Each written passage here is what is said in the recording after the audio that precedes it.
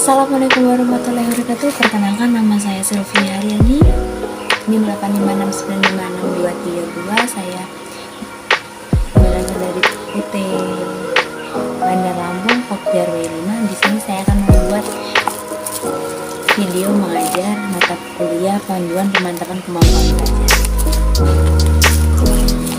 Istilah makhluk hidup pada dasarnya mengarah pada penyebutan manusia, binatang, maupun tumbuhan. Terdapat banyak sekali makhluk hidup yang ada di bumi, mulai dari organisme yang sangat kecil hingga binatang melata, mamalia, tumbuhan, ganggang, lumut, hingga manusia. Nah, untuk itu, makhluk hidup mempunyai ciri tertentu yang khas dan membedakannya dengan makhluk tidak hidup. Secara umum, makhluk hidup harus mempunyai 9 ciri, yaitu bernafas atau respirasi, bergerak, makan, tumbuh, dan berkembang biak atau reproduksi, melakukan metabolisme peka terhadap rangsang atau kulit terbatas, mengeluarkan desisa atau ekspresi, dan yang terakhir menyesuaikan diri terhadap lingkungan atau adaptasi. Salah satu ciri makhluk hidup adalah peka terhadap rangsang. Kemampuan makhluk hidup memberi tanggapan terhadap rangsangan disebut dengan iritabilitas.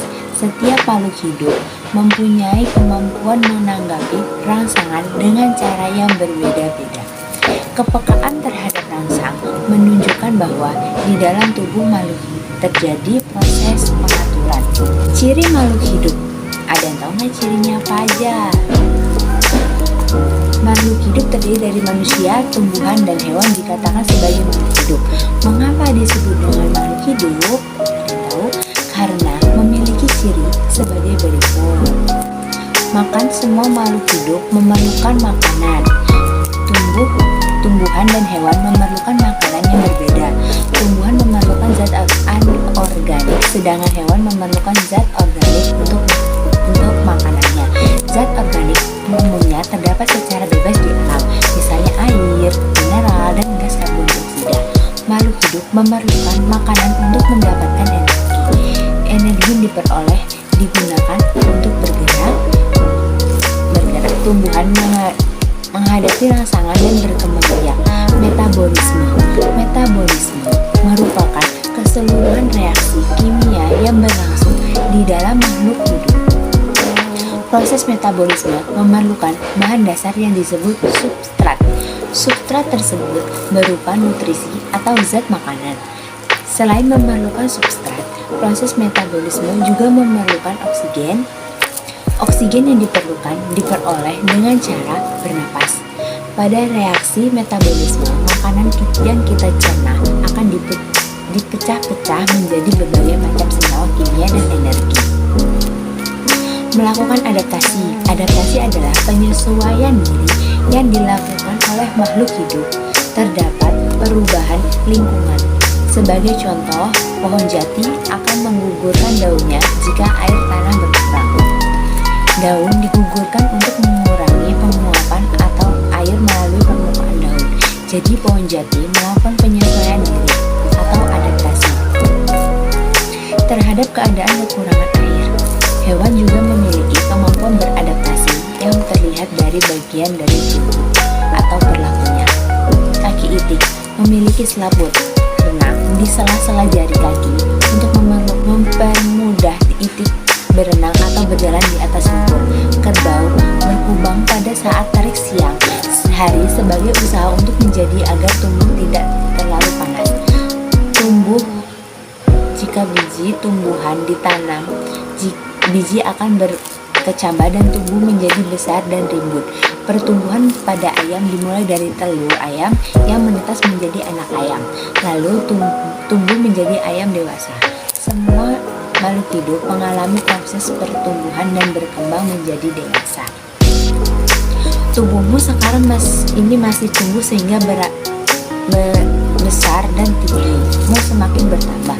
Pertumbuhan manusia dan hewan akan berhenti setelah mencapai usia tertentu atau setelah mencapai dewasa. Berkembang biak. Setelah menjadi dewasa, makhluk hidup akan berkembang biak. Berkembang biak atau reproduksi merupakan reproduksi berfungsi untuk bagi makhluk hidup, reproduksi berfungsi untuk mempertahankan jenis agar tidak punah. Cara berkembang biak hidup dibedakan menjadi dua, yaitu secara kawin seksual dan secara tak kawin aseksual. Perkembangbiakan secara seksual melibatkan alat reproduksi yang berasal dari dua organisme, misalnya burung jantan dengan burung betina. Pada tumbuhan, alat reproduksi berupa benang sari dan putih, mengeluarkan zat sisa, keringat, dan urin merupakan contoh zat sisa dari proses yang terjadi di dalam tubuh. Zat sisa ini dibuang, dikeluarkan, dan dari dalam tubuh. Proses pengeluaran zat sisa pada makhluk hidup disebut dengan ekskresi. Zat sisa pada proses oksidasi antara lain uap air dan karbon dioksida. Zat sisa ini dikeluarkan melalui zat pernapasan seperti paru-paru pada manusia dan insang pada ikan.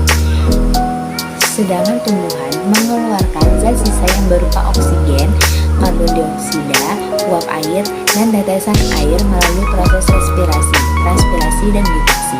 Pada proses respirasi, tumbuhan mengeluarkan karbon dioksida sedangkan fotosintesis mengeluarkan oksigen. Sekian dari saya. Wassalamualaikum warahmatullahi wabarakatuh. Dadah.